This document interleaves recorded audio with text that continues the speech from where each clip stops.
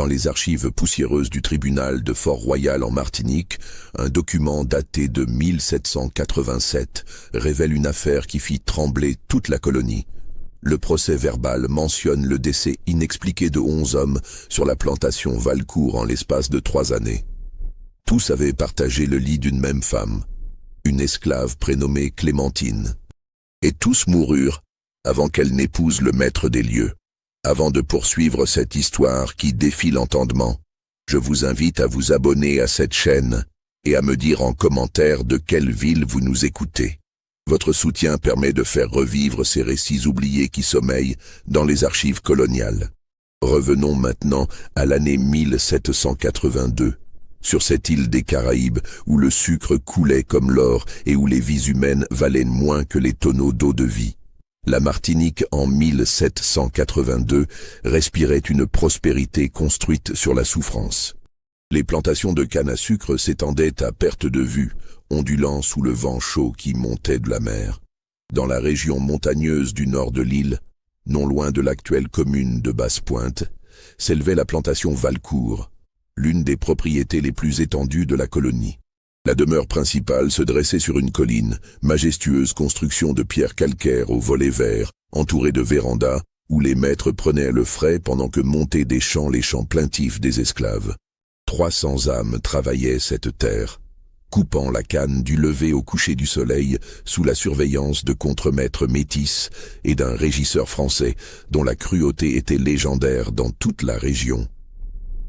Auguste Valcourt régnait sur ce domaine depuis la mort de son père en 1779. Homme de 42 ans au visage marqué par le soleil tropical et les excès du rhum, il gouvernait sa propriété avec une main de fer tempérée par une indifférence générale. Contrairement à d'autres planteurs qui se passionnaient pour leurs exploitations, Auguste considérait la plantation comme un héritage encombrant qui lui permettait néanmoins de vivre confortablement sans trop d'efforts. Il n'était pas marié. Veuf depuis 7 ans, il avait perdu sa jeune épouse française lors d'une épidémie de fièvre jaune qui avait décimé la colonie. Depuis, il vivait seul dans la grande maison, entouré de domestiques, recevant occasionnellement d'autres planteurs pour des soirées où coulaient le rhum et les conversations sur le cours du sucre et les révoltes d'esclaves à Saint-Domingue. La structure sociale de la plantation suivait une hiérarchie rigide. Au sommet, Auguste et sa sœur cadette Hortense, qui lui rendaient visite de temps à autre depuis Fort-Royal. Juste en dessous, le régisseur Fabien Dulac, un homme de 35 ans au regard dur qui contrôlait chaque aspect de la production. Venaient ensuite les contremaîtres, puis les esclaves domestiques qui servaient à la grande maison, et enfin la masse des travailleurs des champs. Les esclaves vivaient dans des cases alignées derrière les bâtiments de production, structures rudimentaires de bois et de torchis où s'entassaient les familles. Les femmes les plus jeunes et les plus belles étaient souvent remarquées par les contremaîtres ou le régisseur. Certaines devenaient leurs concubines, arrangement tacite qui leur valait quelques privilèges mineurs en échange de leur dignité. C'était un monde où la violence était quotidienne et banale. Les châtiments corporels ponctuaient les journées. Le fouet claquait dans l'air moite. Les fers entravaient les chevilles des récalcitrants. La mort elle-même n'était qu'une comptabilité, une ligne dans les registres du planteur, un investissement perdu qu'il fallait remplacer lors du prochain arrivage de chair humaine. Dans ce contexte de déshumanisation systématique, la survie exigeait une intelligence hors du commun et une capacité à naviguer dans les structures de pouvoir, avec une habileté que peu possédaient. Car dans ce monde régi par la force brute, il existait une autre forme de pouvoir, plus subtile, plus dangereuse peut-être, celui de comprendre les faiblesses des hommes et de les exploiter. C'est par une journée étouffante du mois d'août 1782 qu'arriva le navire négrier, la Perle des Antilles. Comme tous les 3 mois environ, un vaisseau accostait à Fort-Royal avec sa cargaison humaine en provenance des côtes africaines. Auguste Valcourt se rendit au marché aux esclaves, non par nécessité immédiate, mais parce que Fabien Dulac lui avait signalé qu'ils avaient perdu 14 esclaves pendant la dernière récolte, emportés par les fièvres, les accidents et l'épuisement. Le marché se tenait sur la place principale, sous un soleil impitoyable. Les captifs, affaiblis par la traversée, étaient exposés comme du bétail. On inspectait leurs dents, leurs muscles, leur constitution générale. Les femmes enceintes étaient considérées comme un bonus, leur ventre promettant un futur travailleur sans coût supplémentaire. Auguste parcourait les rangées avec l'indifférence d'un homme qui achète des outils. C'est alors que son regard tomba sur une jeune femme qui se tenait légèrement en retrait. Contrairement aux autres qui gardaient haut les yeux baissés dans une posture de soumission, elle le regardait directement. Pas avec défi, non, avec quelque chose de plus troublant, une sorte d'évaluation froide, comme si elle le jaugeait autant qu'il la jaugeait. Elle devait avoir 25 ans, peut-être un peu moins. Sa peau d'ébène luisait sous le soleil. Elle était grande, élancée, avec des traits qui conservaient une dignité malgré les chaînes. Mais ce qui frappa Auguste, ce fut son regard, des yeux noirs, profonds, qui semblaient me voir à travers lui. Le marchand d'esclaves remarqua son intérêt. Celle-là vient du royaume du Dahomey, monsieur Valcourt. On m'a dit qu'elle appartenait à une famille de rang, capturée lors des guerres tribales. Elle parle déjà un peu de français, ce qui est rare. Excellente pour le travail domestique. Auguste hocha la tête. Il acheta 6 esclaves ce jour-là, 4 hommes robustes pour les champs, et 2 femmes, dont celle aux yeux troublants. Les registres de la plantation indiquent qu'elle fut baptisée Clémentine, comme c'était la coutume de donner des prénoms chrétiens aux nouveaux arrivants. Pendant les premières semaines, Clémentine fut affectée au travail dans les cuisines de la grande maison, sous la supervision de Mathilde, une esclave de 50 ans qui gérait les domestiques avec une autorité sans faille. Clémentine apprenait vite. Elle comprenait les ordres, exécutait les tâches avec une efficacité qui ne passait pas inaperçue. Mais surtout, elle observait. Elle observait les allées et venues des contremaîtres, les habitudes du régisseur Dulac, les moments où Auguste Valcourt sortait sur la véranda, son verre de rhum à la main, regardant son domaine avec cette expression lasse qui ne le quittait jamais. Elle écoutait les conversations, les bribes de confidence que les hommes échangeaient quand ils pensaient que les esclaves n'étaient que des meubles. Un mois après son arrivée, le premier incident survint.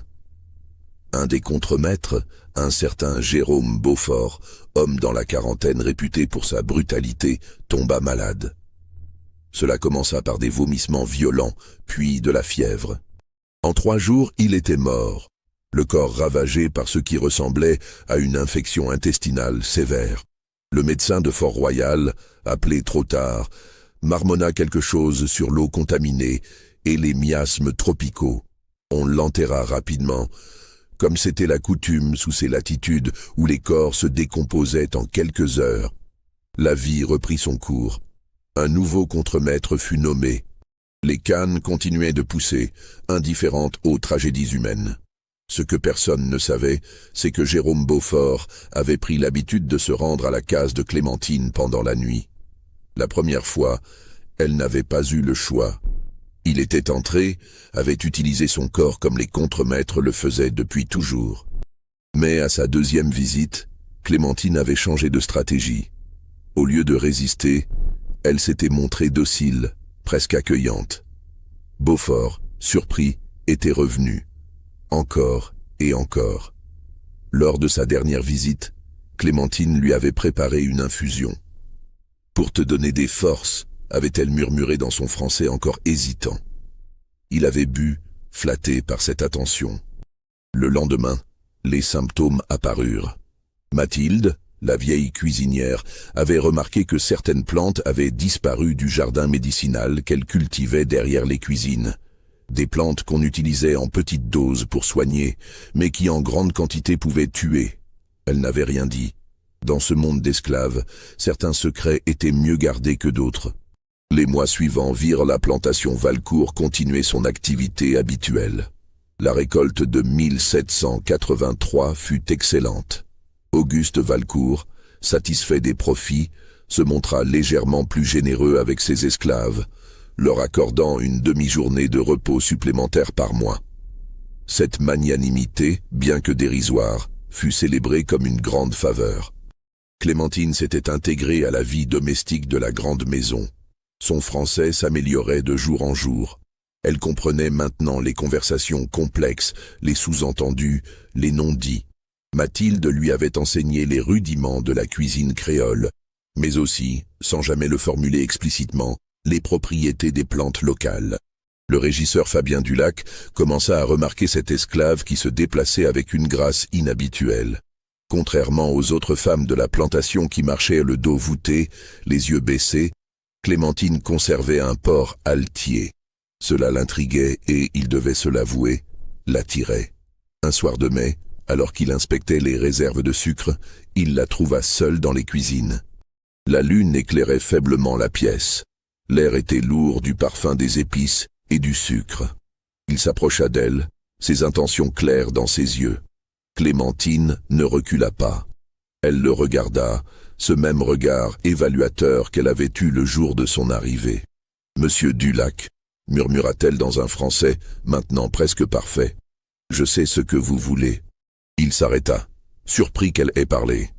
Les esclaves ne parlaient pas ainsi au régisseur. « Et qu'est-ce que je veux selon toi ?» demanda-t-il, amusé par cette audace. « La même chose que Beaufort voulait », répondit-elle simplement. Le nom du contremaître mort jeta un froid. Dulac fronça les sourcils. « Comment sais-tu cela ?»« Je sais beaucoup de choses, monsieur. Je sais que votre femme à Fort-Royal vous trompe avec le capitaine du port. Je sais que vous détournez une partie du sucre pour le vendre à votre profit. Je sais que vous avez peur qu'Auguste Valcourt découvre vos malversations. » Le sang de Dulac se glaça. Comment cette esclave pouvait-elle savoir tout cela? Il avait été si prudent. Sa main se porta instinctivement à la matraque qu'il portait toujours à la ceinture. Clémentine ne broncha pas. « Frappez-moi. Et demain, Auguste Valcourt recevra une lettre anonyme détaillant vos vols.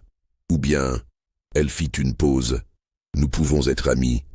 Des amis qui se protègent mutuellement. » Dulac resta immobile, le cerveau tournant à toute vitesse.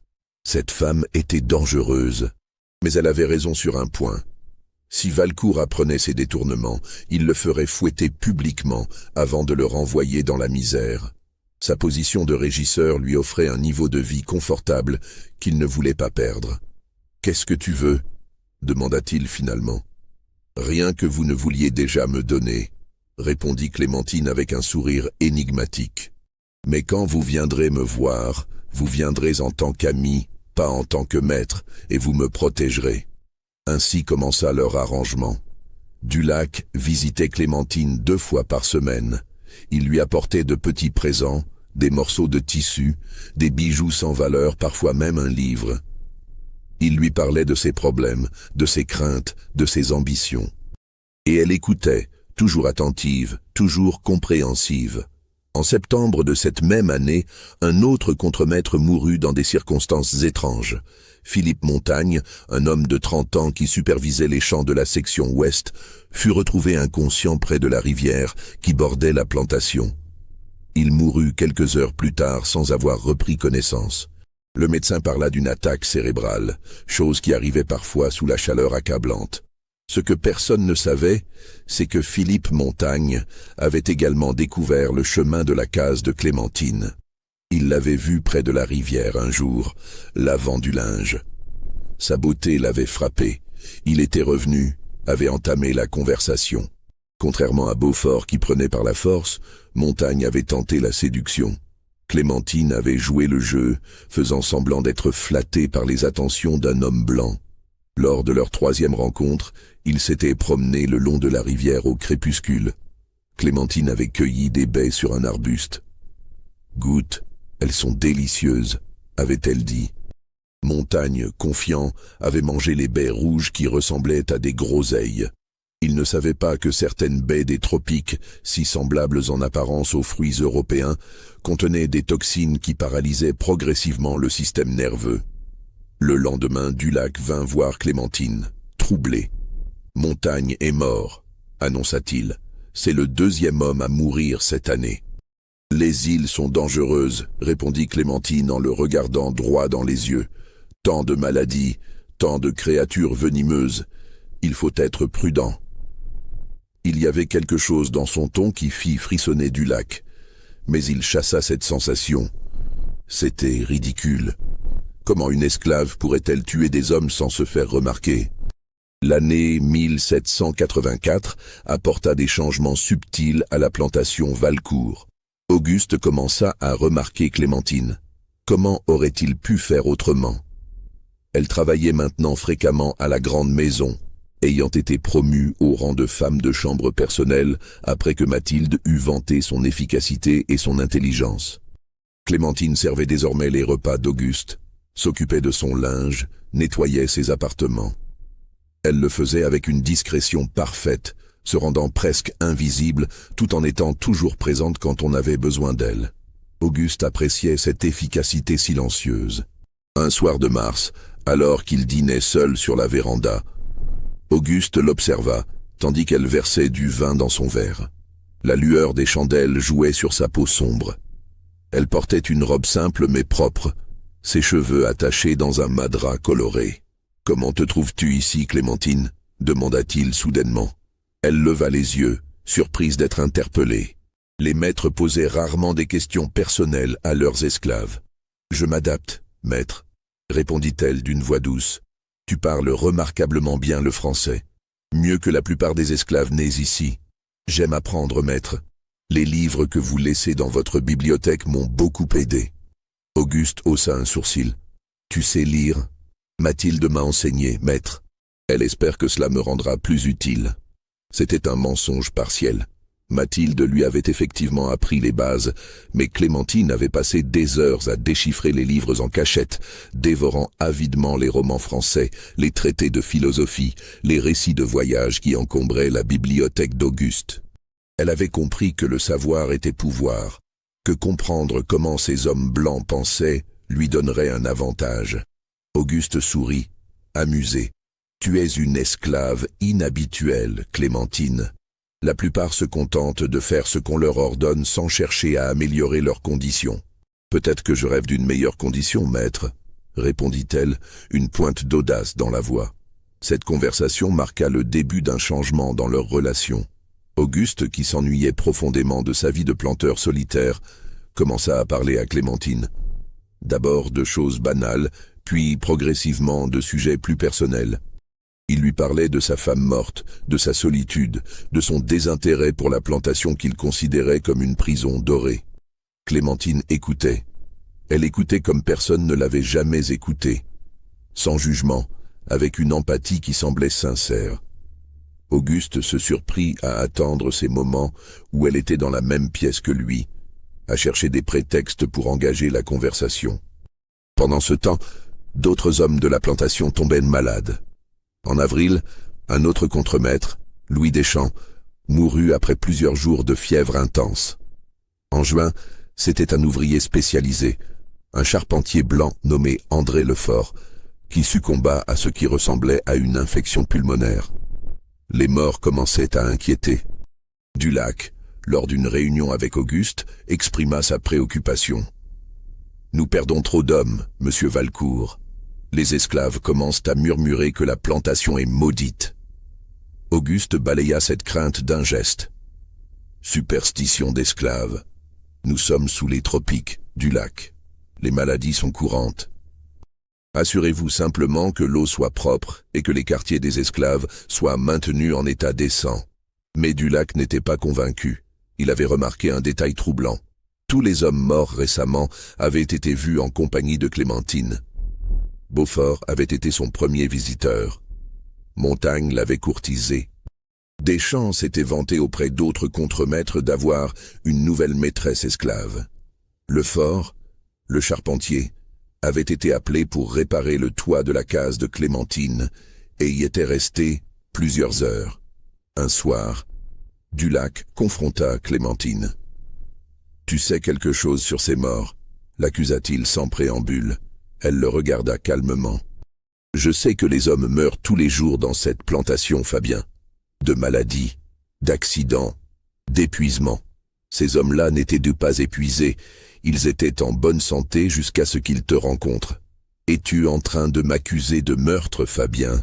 demanda-t-elle, sa voix dangereusement douce. « Réfléchis bien avant de répondre. Si tu m'accuses officiellement, Il faudra une enquête. Une enquête qui pourrait révéler beaucoup de choses. Par exemple, tes détournements. Ou le fait que tu couches toi-même avec une esclave, ce qui est contraire au règlement que Valcourt a établi après son veuvage. Dulac serra les poings. Elle avait raison. Il était piégé dans un réseau de secrets mutuels. « Pourquoi les tues-tu » demanda-t-il finalement, abandonnant toute prétention. Clémentine sourit un sourire sans chaleur. « Je ne tue personne, Fabien, mais si je le faisais, ce serait parce que certains hommes méritent de mourir. Beaufort violait des femmes esclaves et fouettait les hommes pour son plaisir. Montagne avait tué un esclave l'année avant mon arrivée pour un vol imaginaire. Deschamps vendait les rations des esclaves pour s'enrichir, les laissant mourir de faim. Lefort avait brûlé vive une jeune esclave accusée d'avoir volé un bijou qui avait simplement été égaré. « Et moi ?» demanda Dulac, la voix tremblante. « Méritais-je de mourir aussi ? Toi, Fabien, tu es différent. Tu es cruel par nécessité, pas par plaisir. Tu voles parce que tu as peur de la pauvreté. Tu as des défauts, mais tu n'es pas un monstre. Tant que tu restes ainsi, tu n'as rien à craindre de moi. » Cette conversation les lia encore plus étroitement. Dulac devint l'allié involontaire de Clémentine, couvrant ses mouvements, détournant les soupçons. Il avait peur d'elle, certes, mais aussi une admiration malsaine pour son intelligence et son audace. En 1785, la situation à la plantation Valcourt devint encore plus complexe. Auguste, de plus en plus attaché à Clémentine, commença à lui accorder des privilèges inhabituels. Elle avait maintenant sa propre chambre dans l'aile des domestiques de la grande maison, un espace minuscule mais privé, avec un vrai lit et une fenêtre. Elle portait des robes de meilleure qualité. Elle mangeait les restes de la table du maître, nourriture infiniment supérieure à la bouillie de maïs des esclaves. Les autres domestiques la regardaient avec un mélange de jalousie et de peur.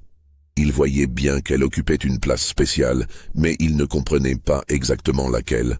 Auguste ne la touchait pas, contrairement à ce qui se passait habituellement quand un maître s'intéressait à une esclave. Il lui parlait, longuement, comme à une égale.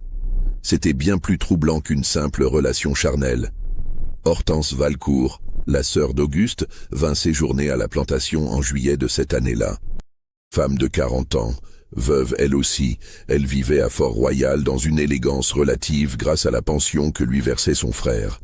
Dès son arrivée, elle remarqua l'influence de Clémentine. « Auguste, quelle est cette esclave qui se promène dans ta maison comme si elle en était la maîtresse ?» demanda-t-elle lors de leur premier dîner. « Clémentine, c'est ma femme de chambre. Une esclave exceptionnellement intelligente et dévouée. Exceptionnellement dangereuse, tu veux dire. J'ai entendu des rumeurs à Fort-Royal. On dit que ta plantation est maudite, que les hommes y meurent mystérieusement. » Auguste rit. « Hortense, tu écoutes trop les commérages. Nous avons eu quelques décès, c'est vrai, mais rien d'inhabituel pour une plantation de cette taille. Les maladies tropicales font des ravages. 8 hommes en 3 ans, Auguste. 8. C'est plus qu'inhabituel. » Auguste fronça les sourcils. Il n'avait pas réalisé que le nombre était si élevé. Qui compte ces choses-là? Tout le monde les compte, Auguste. Les planteurs en parlent. Ils se demandent ce qui se passe ici. Certains suggèrent même qu'il pourrait y avoir une révolte d'esclaves en préparation, des empoisonnements organisés. Cette suggestion alarma Auguste. Les révoltes d'esclaves étaient la terreur de tous les planteurs, surtout depuis les nouvelles inquiétantes qui arrivaient de Saint-Domingue, où les tensions montaient dangereusement. Le lendemain, Auguste convoqua Dulac. « Je veux un rapport détaillé sur tous les décès survenus dans cette plantation depuis 3 ans. Cause, circonstances, témoignages. » Dulac pâlit. Il savait que ce rapport pourrait révéler des schémas compromettants, mais il n'avait pas le choix. Il passa la semaine suivante à compiler les informations, s'efforçant de présenter les morts comme des événements isolés, sans lien entre eux. Clémentine, avertie par Dulac de cette enquête, comprit qu'elle devait agir. Elle avait déjà commencé à tisser sa toile autour d'Auguste, mais elle devait accélérer le processus. Une nuit, elle vint frapper à la porte de la chambre d'Auguste, chose qu'elle n'avait jamais faite auparavant. « Maître, pardonnez mon audace, mais je dois vous parler, » dit-elle quand il ouvrit. Auguste, vêtu de sa robe de chambre, fut surpris mais la fit entrer. Que se passe-t-il, Clémentine? Il est tard. Votre sœur veut me faire du mal, maître. Je le sens. Elle me regarde avec haine. Hortense est juste protectrice envers moi. Elle ne te fera rien. Elle dit que je suis dangereuse, que les hommes meurent à cause de moi. Maître, vous me connaissez. Vous savez que je ne ferai jamais de mal à personne. Auguste la regarda.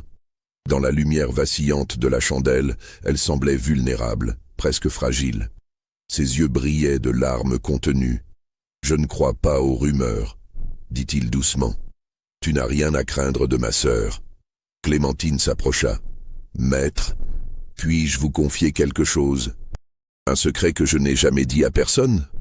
Auguste hocha la tête, intrigué. « Avant d'être capturé, j'étais la fille d'un chef dans mon village. J'ai été éduquée, préparée à devenir l'épouse d'un homme important. Puis la guerre est venue, et j'ai perdu tout.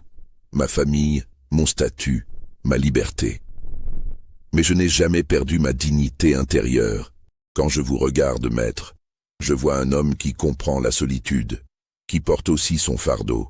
Nous ne sommes pas si différents, vous et moi. C'était un mensonge habilement construit. Elle n'avait pas été la fille d'un chef, mais d'un guérisseur, certes respecté, mais sans pouvoir politique. Mais elle avait compris qu'Auguste avait besoin de la voir comme son égal, ou du moins comme quelqu'un de noble déchu par le destin. Auguste fut touché par cette confession. Il tendit la main et pour la première fois toucha son visage avec douceur. « Tu es une femme remarquable, Clémentine. » Elle prit sa main et la pressa contre sa joue. Ce soir-là, pour la première fois, Auguste et Clémentine franchirent une frontière que ni l'un ni l'autre n'avaient anticipée. Si cette histoire vous glace le sang, n'hésitez pas à laisser un like et à partager vos réflexions en commentaire. Que croyez-vous qu'il se soit vraiment passé sur cette plantation? Les réponses que nous découvrirons dépassent tout ce que vous pouvez imaginer. La relation entre Auguste et Clémentine devint le secret le plus mal gardé de la plantation. Hortense, scandalisée, tenta de raisonner son frère. « Auguste, tu te couvres de honte. Coucher avec une esclave est une chose. Tous les planteurs le font. Mais toi, tu la traites comme une égale. Tu lui parles, tu la consultes, tu lui accordes des faveurs. Les gens parlent. »« Laisse-les parler, » répondit Auguste avec une fermeté inhabituelle. « Clémentine me rend heureux d'une manière que je n'ai pas connue depuis la mort de ma femme. Elle comprend mes pensées, elle écoute mes préoccupations. C'est plus que ce que tous mes amis planteurs ont jamais fait. Elle te manipule, Auguste. Ne vois-tu pas qu'elle cherche à obtenir quelque chose? Une esclave n'a pas de sentiment véritable pour son maître. Elle joue un rôle. » Ces mots firent douter Auguste, mais seulement un instant. Quand il regardait Clémentine, quand il parlait avec elle, tout semblait si authentique. Elle ne demandait rien. Elle ne réclamait pas de bijoux, de robes coûteuses, de privilèges. Elle donnait seulement son attention, son intelligence, sa compagnie. En octobre de cette même année, un événement tragique survint qui changea tout. Hortense tomba malade après un dîner à la grande maison. Elle commença par des nausées violentes, puis de la fièvre. En 2 jours, elle était morte dans d'atroces souffrances. Le médecin de Fort-Royal, appelé trop tard, diagnostiqua une intoxication alimentaire sévère. « Peut-être des fruits de mer avariés, » suggéra-t-il, « ou des champignons toxiques mélangés accidentellement dans un plat. Cela arrive dans les cuisines où travaillent des esclaves ignorants. » Auguste, effondré par la mort de sa sœur, refusa de croire à un accident. « Quelqu'un l'a tuée, » insista-t-il. « Elle était en parfaite santé, ce n'est pas un hasard. » Il ordonna une enquête. Le gouverneur de la Martinique, alerté de ces morts successives, envoya un enquêteur de Fort-Royal. Cet homme, un certain monsieur Blanchard, ancien officier de police reconverti en enquêteur privé pour les autorités coloniales, arriva à la plantation début novembre. Blanchard était méthodique. Il interrogea tous les domestiques, examina les cuisines, vérifia les provisions. Il nota que tous les décès avaient eu des symptômes similaires, vomissements, fièvre, convulsions. Il nota aussi que Clémentine était présente, d'une manière ou d'une autre, dans le contexte de la plupart de ces morts. Quand il l'interrogea, Clémentine resta calme, répondant à ses questions avec une franchise désarmante. « Oui, monsieur, je connaissais ces hommes. J'ai servi la sœur du maître lors du dîner où elle est tombée malade.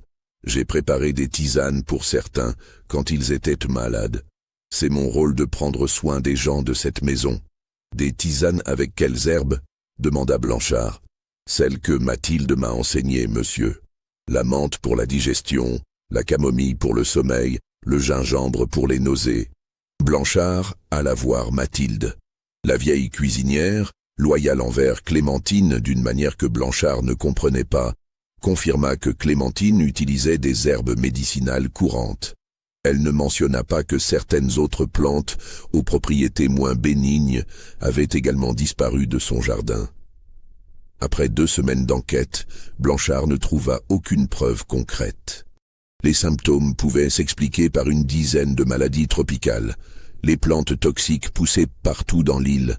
N'importe qui pouvait avoir accès à des poisons. Il écrivit dans son rapport « Bien que les circonstances soient suspectes, il n'existe aucune preuve directe d'actes criminels. Les décès peuvent être attribués aux conditions sanitaires difficiles et aux maladies endémiques de la région. Je recommande néanmoins une surveillance accrue. » Auguste fut partiellement soulagé, mais toujours tourmenté par le doute. Clémentine vint le consoler, le soutint dans son deuil. Elle organisa même, avec une efficacité remarquable, les funérailles d'Hortense et la mise en ordre de ses affaires. Les mois passèrent. L'enquête fut oubliée. La vie reprit à la plantation, mais quelque chose avait changé. Auguste était devenu complètement dépendant de Clémentine. Il ne prenait plus aucune décision sans la consulter. Il lui avait même enseigné à écrire de manière plus élaborée, lui faisant tenir ses registres personnels. En mars 1786, Auguste commit l'impensable. Il libéra Clémentine. Les documents officiels enregistrés à Fort-Royal attestent que l'esclave nommée Clémentine, propriété d'Auguste Valcourt, et par la présente affranchie de toute servitude, est reconnue comme femme libre. L'acte fit scandale. Les autres planteurs le regardèrent comme un fou.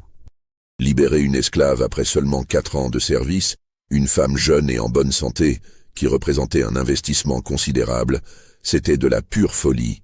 Certains murmuraient qu'elle l'avait ensorcelée, utilisant des pratiques vaudou apprises en Afrique. Mais Auguste était imperméable aux critiques. Clémentine, désormais libre, resta à la plantation en tant qu'employée rémunérée.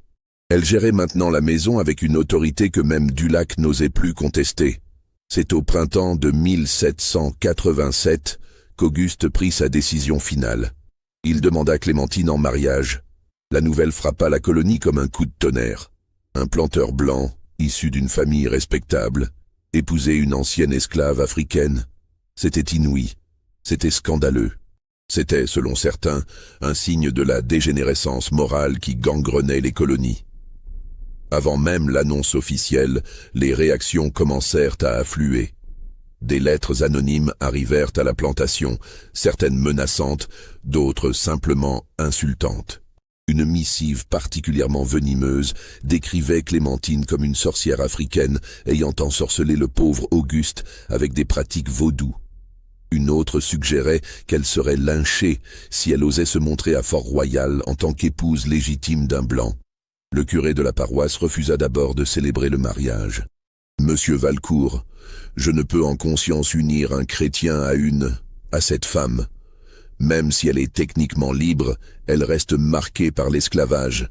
C'est contre l'ordre naturel des choses. » Auguste, pour la première fois depuis des années, montra une détermination féroce. Il convoqua le curé dans son bureau et ferma la porte. Personne ne sut exactement ce qui fut dit lors de cette conversation qui dura 2 heures. Mais quand le prêtre en ressortit, pâle et tremblant, il avait accepté de procéder à la cérémonie. Dulac, témoin de toute cette agitation, réalisa avec une lucidité glaçante que Clémentine avait gagné.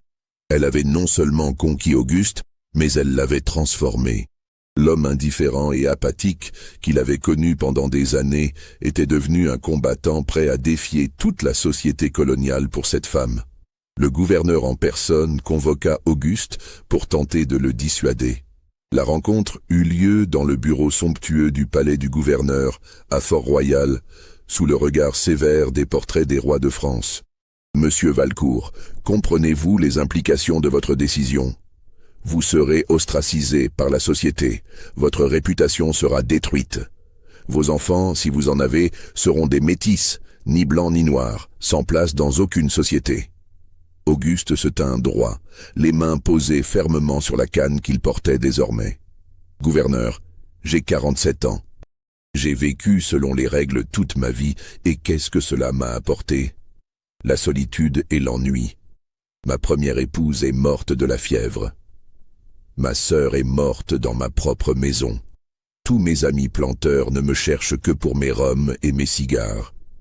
Clémentine est la seule personne qui m'ait vraiment écouté, vraiment compris.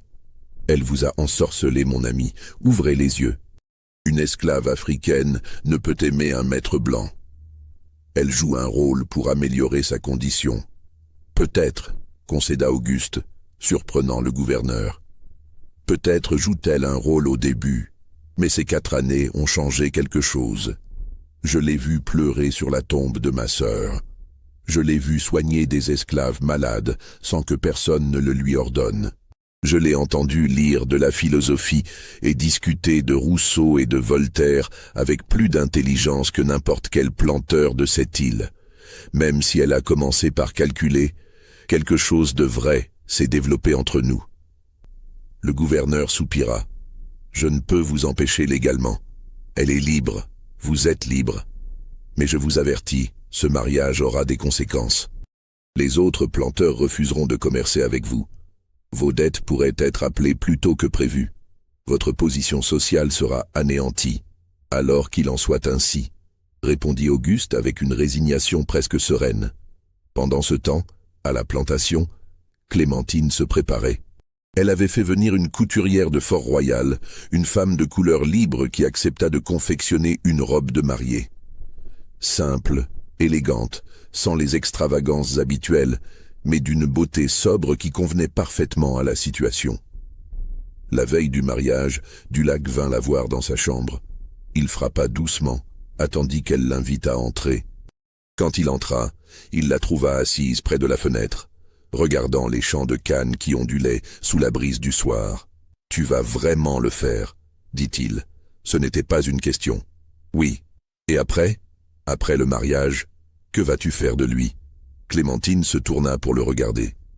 Dans la lumière déclinante, son visage avait une qualité presque éthérée. « Fabien, crois-tu vraiment que j'ai tué tous ces hommes ? Je ne sais plus quoi croire, Clémentine. Mais je sais que 11 hommes sont morts depuis ton arrivée, 11 hommes qui, d'une manière ou d'une autre, se sont trouvés sur ton chemin. Peut-être que je les ai tués, peut-être qu'ils sont morts de maladies naturelles, peut-être que Dieu lui-même a décidé de nettoyer cette plantation de ses éléments les plus pourris. » Elle fit une pause. Beaufort violait des fillettes esclaves à peine pubères. Montaigne avait tué 3 hommes pour des infractions imaginaires. Deschamps vendait les rations alimentaires et regardait les esclaves mourir de faim. Tous ces hommes avaient du sang sur les mains. Leur mort a-t-elle vraiment été une perte pour ce monde ? Et Hortense ? Elle n'était qu'une femme protégeant son frère. Pour la première fois, Dulac vit quelque chose qui ressemblait à du regret dans les yeux de Clémentine. Hortense était une bonne femme. Elle ne méritait pas ce qui lui est arrivé, mais elle était aussi un obstacle insurmontable. Elle aurait convaincu Auguste de me vendre à un autre planteur, ou pire, de m'envoyer travailler au champ jusqu'à ce que je meure d'épuisement. J'avais le choix entre elle ou moi. J'ai choisi de survivre. Et Auguste, vas-tu le tuer aussi une fois que tu auras hérité ? Clémentine resta silencieuse un long moment. Auguste est différent. Il m'a donné la liberté avant même que je la lui demande. Il me traite comme un être humain, pas comme un objet. Pour cela, il mérite quelque chose. Quoi ? La vie ? Peut-être. Ou peut-être une mort douce, sans souffrance, quand le moment sera venu. Je n'ai pas encore décidé. Elle se leva, s'approcha de Dulac. Mais toi, Fabien, tu seras en sécurité. Tu as été un complice. certes par peur et intérêt, mais tu ne m'as jamais fait de mal. Tu as même, à ta manière, été un ami. Quand tout sera terminé, tu auras une pension confortable et tu pourras partir loin d'ici. Et si je parlais, si je révélais tout au gouverneur? Clémentine sourit, un sourire sans chaleur. Tu ne le feras pas, parce que cela ferait de toi un complice de 11 meurtres. Parce que cela révélerait tes propres crimes, tes détournements, tes violations des règlements. Non, Fabien, tu garderas le silence, comme tu l'as toujours fait. Le mariage fut célébré le lendemain, un samedi de juin où le soleil brillait impitoyablement. La chapelle de la plantation, petite construction de pierre blanchie à la chaux, n'avait jamais semblé aussi vide. Les bancs, qui auraient dû accueillir les notables de la colonie, restèrent désespérément vides, à l'exception de quelques rangées. Étaient présents Dulac, qui ne pouvait refuser d'être témoin, Mathilde et 2 autres domestiques esclaves, qui avaient obtenu la permission d'assister, un vieux planteur ruiné nommé Desroches, qui devait de l'argent à Auguste et n'avait pas osé refuser l'invitation, et le notaire maître Bertrand, qui était venu pour des raisons professionnelles plus que personnelles. Le curé, l'abbé Fontaine, procéda à la cérémonie avec une raideur qui trahissait son malaise profond. Sa voix tremblait légèrement quand il prononça les mots rituels. « Auguste Valcourt, acceptez-vous de prendre pour épouse Clémentine ici présente ?» Auguste, vêtu de son meilleur costume de lin blanc, répondit d'une voix ferme. « Oui, je le veux. » « Clémentine, acceptez-vous de prendre pour époux Auguste Valcourt, ici présent ?» Elle le regarda, cet homme qui avait été son maître et qui devenait maintenant son mari. Dans ses yeux à lui, elle voyait de l'amour, de l'espoir, de la vulnérabilité. Il avait tout risqué pour elle. Sa réputation, sa position sociale, ses relations commerciales. Et dans cet instant, quelque chose bougea dans le cœur de Clémentine. Quelque chose qu'elle n'avait pas prévu. « Oui, je le veux », répondit-elle, et pour la première fois depuis son arrivée sur cette île maudite, elle sentit des larmes véritables menacées de couler. L'abbé Fontaine les déclara mari et femme, avec une hâte visible, comme s'il voulait terminer cette cérémonie sacrilège le plus vite possible. Il n'y eut pas de baiser nuptial devant l'assemblée. La situation était déjà suffisamment scandaleuse. Le repas de noces fut une affaire modeste, servi sur la grande véranda de la maison principale. Dulac porta un toast obligé. Maître Bertrand marmonna quelques vœux de bonheur qui sonnaient creux. Desroches, déjà ivre avant même le début du repas, divagua sur la beauté de l'amour véritable. C'est lors de ce repas qu'arriva un événement inattendu. Un messager à cheval, couvert de poussière, remonta l'allée de la plantation au galop. Il portait une lettre urgente du gouverneur. Auguste la lut, son visage devenant progressivement livide. Quand il eut terminé, il regarda Clémentine avec une expression indéchiffrable. « Que se passe-t-il » demanda-t-elle, une pointe d'inquiétude dans la voix. « Le gouverneur m'informe que plusieurs de mes créanciers à Fort-Royal ont décidé de réclamer immédiatement le remboursement de leurs prêts. J'ai 30 jours pour payer 20 000 livres, sinon la plantation sera saisie. » Un silence de mort tomba sur l'assemblée. 20 000 livres, c'était une somme considérable, même pour un planteur prospère. Et tout le monde savait que ces créanciers avaient été encouragés par le gouverneur et les autres planteurs pour punir Auguste de son mariage scandaleux. Maître Bertrand, qui connaissait les finances de la plantation, secoua la tête. « Monsieur Valcourt, même en vendant toute la récolte à venir, vous n'atteindrez pas cette somme, et les autres planteurs refuseront certainement de vous prêter. » Auguste sembla vieillir de 10 ans en un instant. Tout ce pourquoi il avait travaillé, tout ce qu'il avait hérité, allait lui être arraché. Et c'était le prix de son amour pour Clémentine. Mais Clémentine, elle, souriait. Un sourire étrange, presque triomphant. « Auguste, puis-je voir la lettre ?» Il la lui tendit, confus. Elle la lut attentivement, puis la reposa. « Nous ne paierons pas, » déclara-t-elle calmement. « Comment ? Mais ils saisiront la plantation. » « Non, ils ne le feront pas, parce que je connais un secret sur chacun de ces créanciers. Maître Bertrand, Vous qui connaissez les affaires de Fort-Royal, confirmez-vous que M. Delavigne est un des créanciers? Le notaire consulta la lettre, hocha la tête. Monsieur Delavigne, qui a fait fortune en vendant illégalement des armes aux esclaves révoltés de Saint-Domingue. J'ai les documents qui le prouvent, récupérés de la case d'un contremaître qui travaillait pour lui avant de mourir, d'une fièvre opportune. Elle marqua une pause. Et Monsieur Fontainebleau, celui qui a détourné les fonds destinés à la reconstruction de l'église après le cyclone de 1784. J'ai aussi ses preuves. Dulac la regardait avec un mélange d'horreur et d'admiration. Elle n'avait pas seulement éliminé les obstacles sur la plantation. Elle avait passé des années à collecter des informations compromettantes sur tous les hommes puissants de la colonie, anticipant qu'elle en aurait besoin un jour.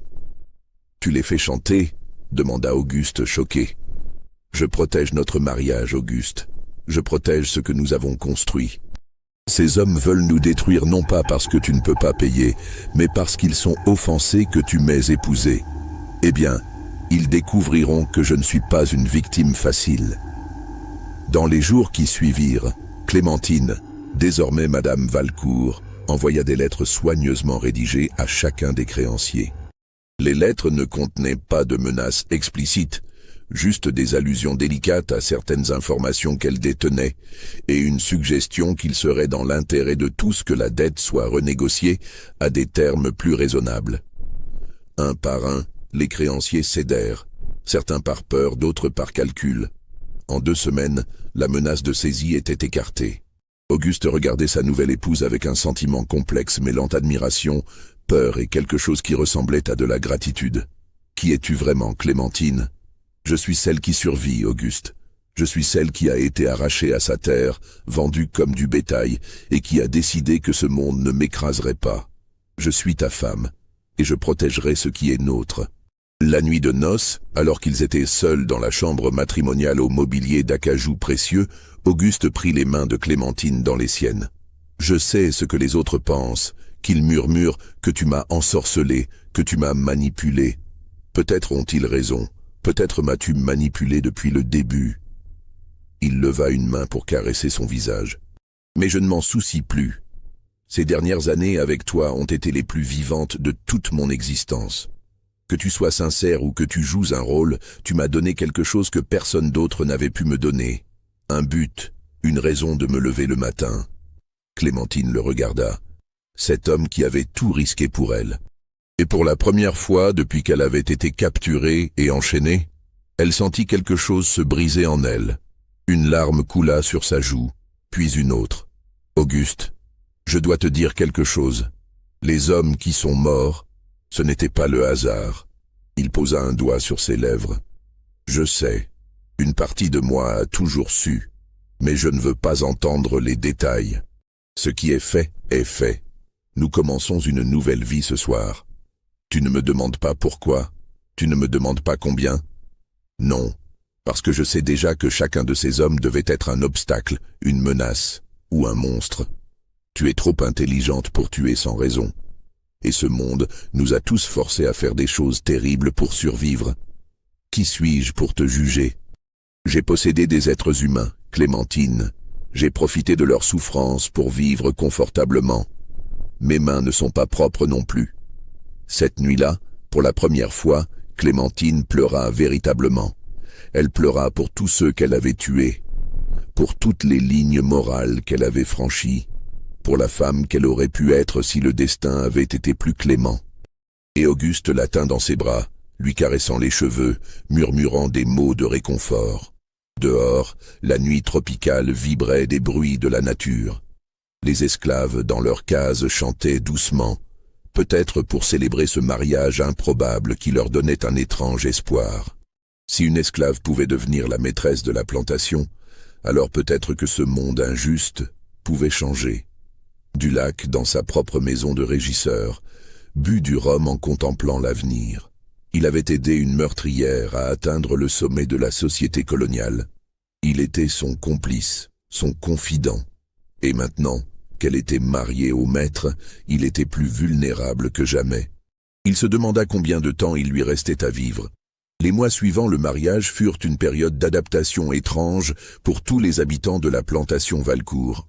Madame Clémentine Valcourt, comme elle se faisait maintenant appeler, assuma son nouveau rôle avec une autorité naturelle qui surprit même ceux qui la connaissaient le mieux. Sa première action en tant qu'épouse du maître fut de réorganiser complètement la gestion des esclaves. Elle interdit les châtiments les plus cruels, comme le fouet pour les infractions mineures ou les fers pour les fugueurs récidivistes. À la place, elle institua un système de récompense et de punition plus psychologique. Les esclaves qui travaillaient bien recevaient des privilèges. Nourriture supplémentaire, temps libre le dimanche, permission de cultiver leur propre potager. Les autres planteurs regardaient ces changements avec un mélange de mépris et d'inquiétude. « Elle va les gâter », disait-il. « Ils deviendront paresseux et insolents. » Mais la production de la plantation Valcourt non seulement ne diminua pas, elle augmenta.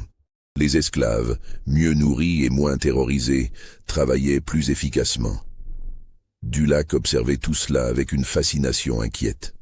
Un après-midi de septembre 1787, il vint voir Clémentine dans ce qui était devenu son bureau, une petite pièce attenante à la bibliothèque où elle passait désormais plusieurs heures par jour à gérer les comptes de la plantation. « Tu les traites mieux », observa-t-il. « Pourquoi? Par compassion ?» Clémentine leva les yeux de son registre. « Par pragmatisme, Fabien.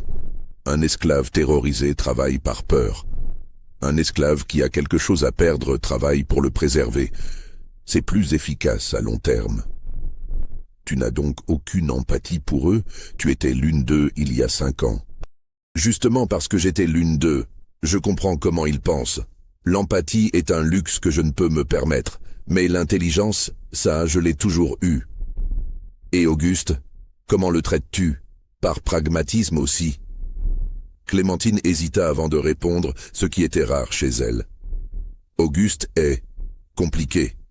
Il y a des moments où je ressens quelque chose pour lui qui ressemble à de l'affection véritable.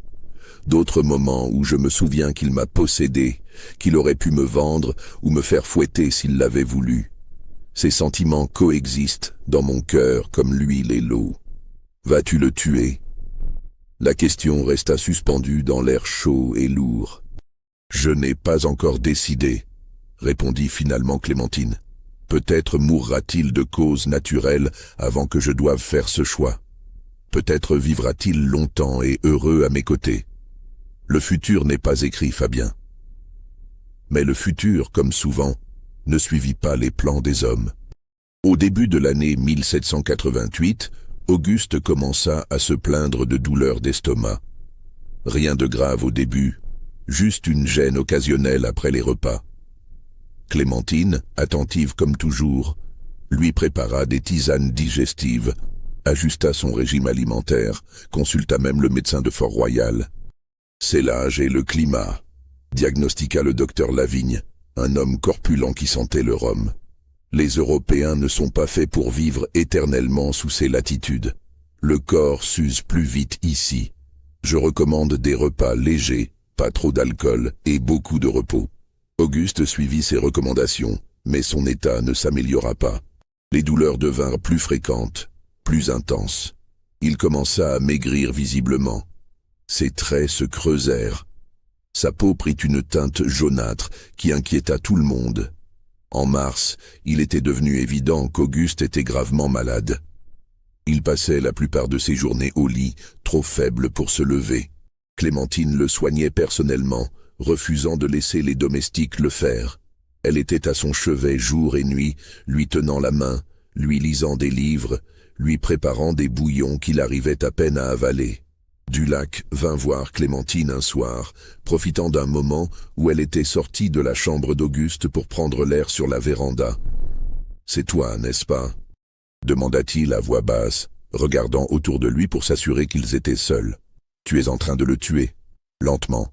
Progressivement, pour que cela ressemble à une maladie naturelle. » Clémentine se tourna vers lui, et dans la lumière déclinante, Dulac vit quelque chose d'inattendu sur son visage. Des larmes. « Non, Fabien, » dit-elle d'une voix brisée. « Pour une fois, ce n'est pas moi. Auguste est vraiment malade. Le médecin pense que c'est une tumeur dans son ventre. Il meurt, et je ne fais rien pour l'arrêter, mais je ne le provoque pas non plus. Dulac fut stupéfait. Tu pleures pour lui? Après tout ce que tu as fait, après tous ceux que tu as tués, tu pleures pour Auguste Valcourt? Il m'a libéré, Fabien. Il m'a épousé quand tout le monde lui disait que j'étais indigne. Il a risqué tout pour moi. Oui, au début, c'était juste un homme de plus à manipuler, un obstacle à surmonter. Mais quelque part en cours de route, c'est devenu plus que cela. Je l'aime, je crois. À ma façon tordue et brisée, je l'aime vraiment. Alors utilise tes connaissances des plantes, tes poisons. S'ils peuvent tuer, peut-être peuvent-ils aussi guérir. Clémentine secoua la tête. J'ai essayé tout ce que je connais. Mais une tumeur n'est pas une infection qu'on peut combattre avec des herbes. C'est quelque chose qui pousse de l'intérieur, inéluctable. La seule chose que je peux faire est d'alléger sa douleur. Durant les semaines suivantes, la chambre d'Auguste devint un lieu de veille constante. Clémentine dormait peu, mangeait à peine, concentrée uniquement sur le confort de son mari mourant. Elle lui donnait des décoctions d'opium pour la douleur, lui lisait ses passages préférés de Voltaire et Rousseau, lui racontait des histoires de son enfance en Afrique, des histoires qu'elle n'avait jamais partagées avec personne.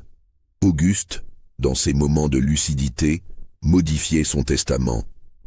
Maître Bertrand fut appelé à son chevet en avril. Avec une écriture tremblante, Auguste signa le document qui léguait l'intégralité de sa plantation à son épouse Clémentine. « Elle saura quoi en faire » murmura-t-il au notaire. « Elle est plus intelligente que nous tous réunis. » Maître Bertrand, professionnel jusqu'au bout, ne fit aucun commentaire, mais nota mentalement que ce testament causerait des remous considérables. En mai, Auguste entra dans sa phase finale. Il était presque constamment inconscient, son corps n'étant plus qu'une coquille émaciée. Clémentine restait assise à côté de son lit, tenant sa main, parlant doucement même quand elle n'était pas sûre qu'il puisse l'entendre. « Je suis désolée, Auguste, » murmurait-elle. « Désolée pour tous les mensonges, toutes les manipulations. Désolée que tu aies dû payer si cher pour m'aimer. Tu méritais mieux que moi. Tu méritais une vraie épouse, pas une meurtrière déguisée en dame respectable. » Une nuit, vers 3 heures du matin, Auguste ouvrit soudainement les yeux. Sa main serra celle de Clémentine avec une force surprenante pour quelqu'un d'aussi affaibli. « Clémentine, » murmura-t-il, sa voix à peine audible. « Je sais ce que tu es. Je l'ai toujours su. » Elle se figea, le cœur battant. « Mais tu m'as donné 3 années de bonheur. 3 années où je me suis senti vivant. C'est plus que ce que la plupart des hommes obtiennent dans toute leur vie. » Il toussa, une toux douloureuse qui secoua son corps frêle. « Ne regrette rien. Tu as survécu. C'est tout ce qui compte. Auguste, promets-moi quelque chose. Promets-moi que tu utiliseras ce que je te laisse pour faire quelque chose de bien. Pas seulement pour toi, mais pour les autres. Pour ceux qui sont encore dans les chaînes. » « Je te le promets, » dit-elle, et elle le pensait vraiment. Auguste sourit faiblement. « Bien, maintenant, je peux partir en paix. » Il ferma les yeux et ne les rouvrit plus. Il mourut 3 jours plus tard, le 23 mai 1789, avec Clémentine tenant toujours sa main. Les funérailles furent une affaire étrange. Plus de monde vint qu'au mariage, poussé par la curiosité morbide de voir comment la veuve ex-esclave se comporterait. Clémentine, vêtue de noir de la tête aux pieds, resta digne et composée pendant toute la cérémonie. Ce n'est que lorsque le cercueil fut descendu en terre qu'elle laissa échapper un sanglot, un seul, qui vint du plus profond de son être. La lecture du testament provoqua exactement le scandale anticipé. Plusieurs planteurs tentèrent de le contester, arguant qu'Auguste n'était pas dans son bon sens à cause de la maladie. Mais Maître Bertrand produisit des témoignages de médecins attestant que jusqu'à ses derniers jours, Auguste était parfaitement lucide. Le gouverneur, exaspéré mais conscient qu'il ne pouvait légalement intervenir, convoqua Clémentine. « Madame Valcourt, vous êtes désormais propriétaire d'une des plus importantes plantations de l'île. C'est une situation sans précédent. J'espère que vous en comprenez la responsabilité. Je la comprends parfaitement, Excellence, répondit Clémentine avec une politesse glaciale. Et je compte bien honorer la mémoire de mon mari en gérant cette propriété avec sagesse et profit. Et les esclaves, que comptez-vous en faire? Les gérer comme je l'ai toujours fait depuis mon mariage, efficacement et humainement. Vous ne comptez pas les libérer tous? Clémentine le regarda droit dans les yeux. Excellence, si je libérais 300 esclaves d'un coup, vous m'accuseriez d'inciter à la révolte et vous confisqueriez la plantation. Non, je continuerai comme avant, mais en améliorant progressivement leurs conditions. C'est tout ce que je peux faire, sans détruire tout ce qu'Auguste m'a laissé. Dans les mois qui suivirent, Clémentine dirigea la plantation avec une main de fer. La production resta élevée. Les comptes étaient impeccablement tenus. Les esclaves, sous sa gestion, étaient mieux traités que sur n'importe quelle autre plantation, ce qui provoquait des grommellement parmi les autres propriétaires, mais ne leur donnait aucune prise légale. Dulac resta régisseur, lié à elle par leurs secrets partagés. Un jour, 6 mois après la mort d'Auguste, il vint la voir dans son bureau. « J'ai une question que je me pose depuis des années, Clémentine. Une question à laquelle je dois avoir une réponse maintenant. » Pose-la. Combien en as-tu vraiment tué? Clémentine le regarda longuement avant de répondre. Si je te dis la vérité, Fabien, tu devras vivre avec cette vérité pour le reste de ta vie. Es-tu sûr de vouloir savoir? Oui, 11, dit-elle simplement. Exactement 11. Beaufort, Montagne, Deschamps, Lefort, et 7 autres dont tu ne connaissais même pas les noms. Des contremaîtres, des surveillants, des hommes qui représentaient soit une menace directe, soit un obstacle à mes plans. Pas un de plus, pas un de moins. Et Hortense? Oui, Hortense aussi. C'est celle qui me hante le plus. Elle n'était pas mauvaise, juste protectrice, mais elle devait partir. Et Auguste, dis-moi la vérité. L'as-tu vraiment laissé mourir naturellement? Clémentine se leva, alla à la fenêtre, regarda les champs de canne qui s'étendaient à perte de vue. Des champs qui lui appartenaient maintenant. Auguste est mort d'une tumeur, Fabien. Je n'ai rien fait pour la provoquer, mais elle hésita. J'avais préparé un poison, au cas où il aurait fallu accélérer les choses. Le poison était prêt, caché dans un flacon dans ma chambre, mais je ne l'ai jamais utilisé. Chaque nuit, je regardais ce flacon me demandant si je devais l'ajouter à ses tisanes, mettre fin à sa souffrance, hériter plus vite. Mais je ne l'ai pas fait. Je l'ai laissé mourir à son rythme naturel, et je l'ai tenu dans mes bras jusqu'à la fin. Pourquoi? Après avoir tué 11 personnes, pourquoi pas lui? Parce qu'il m'aimait vraiment, Fabien. Il m'a vu comme un être humain quand personne d'autre ne le faisait. Il a défié tout le monde pour moi. Comment aurais-je pu empoisonner un amour aussi pur, aussi fou? Elle se retourna, et Dulac vit des larmes couler sur ses joues. Je suis une meurtrière, Fabien, mais même les meurtrières ont des limites. Auguste était ma limite. Les années passèrent. Les nouvelles de la Révolution française atteignirent les Caraïbes en 1789, bouleversant l'ordre établi. Saint-Domingue explosa dans une révolte d'esclaves qui finirait par créer Haïti. La Martinique connut aussi des troubles, quoique moins violents. Clémentine navigua habilement dans ces eaux tumultueuses. Elle libéra stratégiquement certains esclaves, les plus loyaux, créant une classe de travailleurs libres qui lui devaient tout. Elle contribua discrètement au mouvement abolitionniste, finançant des avocats qui plaidaient pour la liberté d'esclaves individuels. En 1800, elle prit une décision qui surprit tout le monde. Elle vendit la plantation Valcourt à un consortium de négociants pour une somme considérable. Elle stipula dans le contrat de vente que tous les esclaves encore présents sur la propriété devaient être libérés immédiatement, leur offrant même un pécule de départ financé par elle. Avec l'argent de la vente, elle acheta une élégante maison coloniale à Fort-Royal et s'établit comme dame de la société créole. Elle investit dans des commerces, des navires marchands, des propriétés. Elle devint riche, vraiment riche, de cette richesse qui vient non pas de l'héritage mais du calcul intelligent. Elle finança l'éducation de dizaines d'enfants d'esclaves affranchis. Elle créa un hôpital pour les pauvres. Elle fit des dons généreux à l'Église, suffisamment pour que les prêtres ferment les yeux sur son passé scandaleux. Dulac, fidèle à sa parole, reçut une pension confortable. Il vécut encore 3 années dans un relatif confort avant de mourir en 1803. Les circonstances de sa mort restèrent mystérieuses. Certains parlèrent d'un accident, son cheval s'étant emballé alors qu'il rentrait chez lui un soir. D'autres murmurèrent que c'était trop opportun, que Dulac en savait trop et que même après tant d'années, Clémentine éliminait les derniers témoins. Clémentine assista à ses funérailles, pleura même quelques larmes. Était-elle sincère? Personne ne pouvait le dire. Elle avait placé une pierre tombale luxueuse sur sa tombe avec l'inscription « Fabien Dulac, ami fidèle et confident loyal ». Les décennies passèrent. Clémentine ne se remaria jamais. Des prétendants se présentèrent, attirés par sa richesse et sa réputation d'intelligence, mais elle les repoussa tous poliment mais fermement.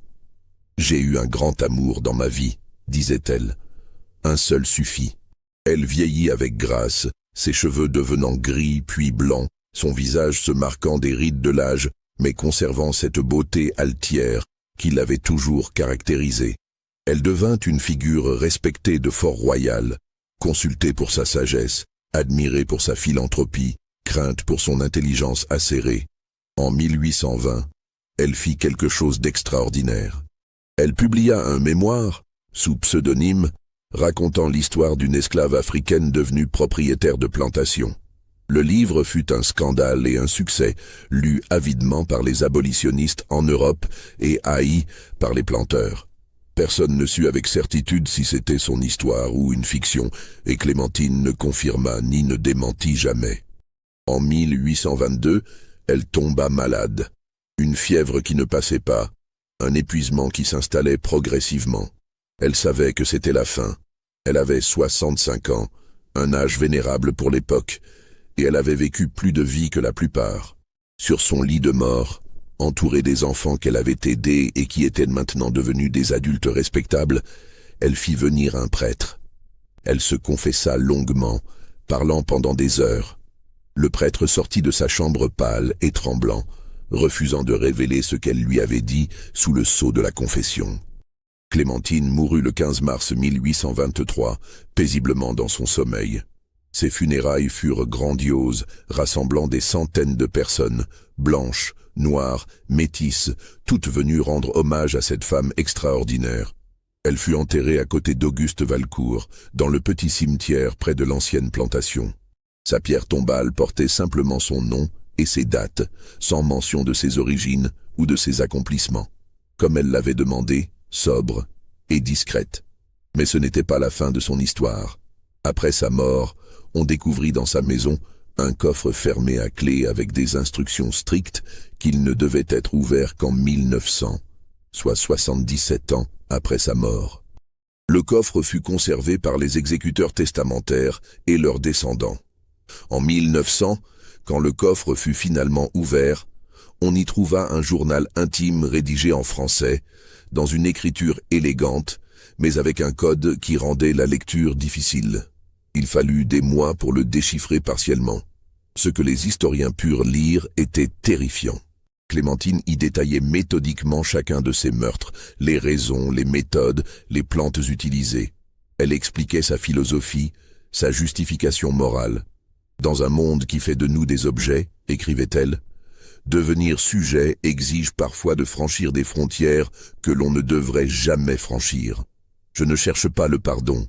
Je cherche la compréhension. Le journal fut immédiatement classé confidentiel par les autorités coloniales, embarrassées par cette révélation.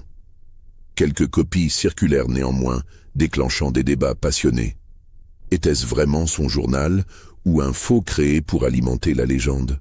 Les empoisonnements avaient-ils réellement eu lieu ou étaient-ce des fantasmes mis sur papier? Les historiens débattent encore aujourd'hui. Les archives de la Martinique confirment l'existence de Clémentine, son mariage avec Auguste Valcourt, son héritage de la plantation, sa vie ultérieure à Fort-Royal. Les registres paroissiaux documentent également les 11 décès suspects entre 1782 et 1787. Mais les empoisonnements? Aucune preuve médico-légale. Les symptômes décrits correspondent à des dizaines de maladies tropicales courantes. Le journal pourrait être un canular ou une fiction, ou il pourrait être la confession authentique d'une des plus habiles meurtrières de l'histoire coloniale. Ce qui reste indéniable, c'est que Clémentine a accompli l'impossible. Partie de l'esclavage, elle a atteint le sommet de la société coloniale. Elle a utilisé son intelligence, sa beauté, et peut-être aussi sa connaissance des poisons pour se frayer un chemin vers la liberté et le pouvoir. Était-elle une victime qui a fait ce qu'elle devait pour survivre? Était-elle une calculatrice impitoyable qui a tué de sang-froid pour atteindre ses objectifs? Était-elle capable d'amour véritable? Ou tout n'était-il que manipulation? Les réponses à ces questions restent enfouies dans le passé, protégées par le voile du temps et l'ambiguïté des documents historiques. Ce que nous savons, c'est que son histoire continue de fasciner et d'effrayer, de soulever des questions inconfortables sur la moralité, la survie et le prix de la liberté. Dans les nuits chaudes de la Martinique, quand le vent fait gémir les vieux arbres et que les ombres s'allongent sur les ruines de ce qui fut la plantation Valcourt, certains disent qu'on peut encore sentir le parfum des plantes toxiques qui poussaient dans le jardin de Mathilde. D'autres jurent avoir vu une silhouette élégante se promenant parmi les vestiges, une femme en robe d'époque, au port altier, qui disparaît quand on s'approche. Légende ou réalité? Personne ne peut le dire avec certitude. Mais l'histoire de Clémentine nous rappelle que parfois, la frontière entre la victime et le bourreau, entre la survie et le meurtre, entre l'amour et la manipulation, est plus floue que nous aimerions le croire. Et peut-être que c'est précisément cette ambiguïté qui rend son histoire si terrifiante et si humaine à la fois. Car au fond, nous nous demandons tous, à sa place, qu'aurions-nous fait? Jusqu'où serions-nous allés pour être libres? L'histoire ne nous donne pas de réponse facile. Elle nous laisse avec nos doutes, nos peurs, et la conscience troublante que dans des circonstances extrêmes, nous sommes tous capables du meilleur comme du pire. Clémentine Valcourt reste une énigme, une ombre du passé qui nous interroge encore aujourd'hui sur la nature humaine, la justice et le prix terrible que certains doivent payer pour leur liberté dans un monde injuste. Son histoire, vraie ou exagérée, demeure un testament de la complexité humaine, un rappel que l'histoire des opprimés est souvent écrite dans des encres invisibles, entre les lignes des documents officiels, dans les silences et les non-dits qui protègent les secrets les plus sombres. Et peut-être que c'est ainsi que cela doit rester. Une histoire à moitié révélée, une vérité à moitié cachée, laissant chaque génération se débattre avec ses propres questions morales sur ce qui est justifiable au nom de la survie et de la liberté.